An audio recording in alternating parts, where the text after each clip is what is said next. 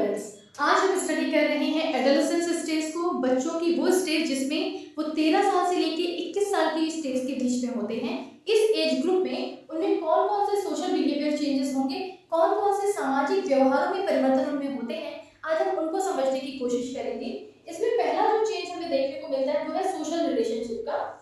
यहाँ वो कोशिश करते हैं कि उनकी जो सोसाइटी है वो बढ़े, ठीक है। वो चाहते हैं कि उनके सोशल रिलेशन बिल्ड हो, वो चाहते हैं कि वो बाहर जाएं, लोगों से मिलें। तो ये यहाँ पर हमें भी इस चीज़ का ख्याल रखना है कि हम यहाँ उनके उस सर्कल को बड़ा करने की कोशिश करें, यहाँ पर उनका कई लोगों से मिलना हो।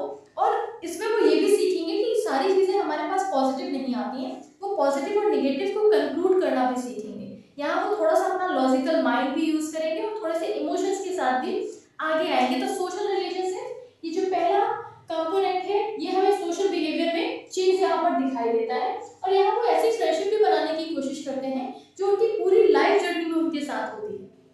उदाहरण के लिए अगर आप देखें तो आप अपने आप को भी देख सकते हैं कि हो सकता है कि आपके बहुत सारे फ्रेंड्स ऐसे जुड़े हों आपके साथ जो आपने 13 से 21 की जो एज है उस बीच में बनाए हैं। तो वो एज ग्रुप होता ही है जहाँ पर हम फ्रेंडशिप को भी एक ऐसे लेवल पे तैयार कर सकते हैं कि जिसे हम अपनी पूरी लाइफ जर्नी में अपने साथ लेकर चल सकते हैं। नेक्स्ट सोशल बिहेवियर है हमारा सोशल इंटरेस्ट का डेवलपमेंट होना।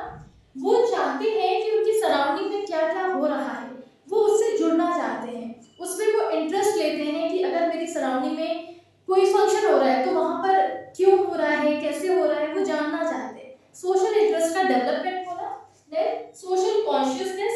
सोशल कॉन्शियसनेस का मतलब है कि वो इस चीज़ का उनमें एक कह सकते हैं डर आता है कि उन्हें लगता है कि अगर मैंने कुछ गलत किया तो मुझे सोसाइटी उस चीज़ के लिए परमिट नहीं करेगी, या अगर मैं सही कर रहा हूँ तो हो सकता है कि 4 लोग मेरे साथ खड़े हों। तो सोशल कॉन्शियसनेस का कॉन्सेप्ट आता है, वो सोसाइटी को लेकर अवेयर होते हैं कि उन्हें क्या करना चाहिए या क्या सोशल नॉर्म्स अलाउ करते हैं और क्या नहीं करते हैं।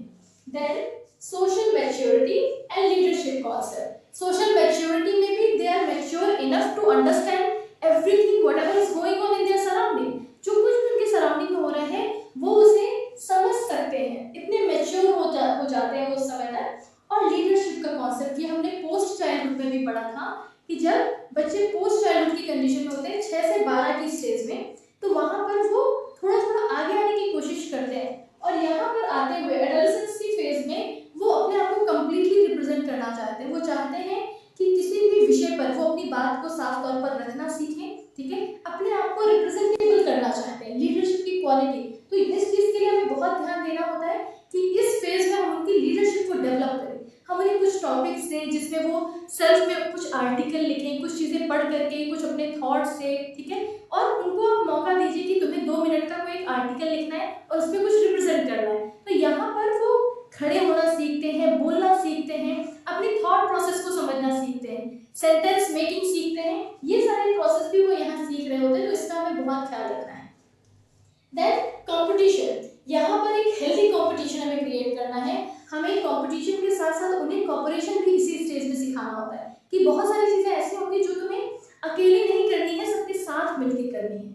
कंपटीशन भी हो तो हेल्दी कंपटीशन हो, तुम किसी को नीचे गिरा करके आगे नहीं बढ़ोगे, तुम्हें आगे बढ़ना है, तुम खुद आगे बढ़ो और दूसरे को भी जो नीचे है उसे भी ऊपर लेके जाओ।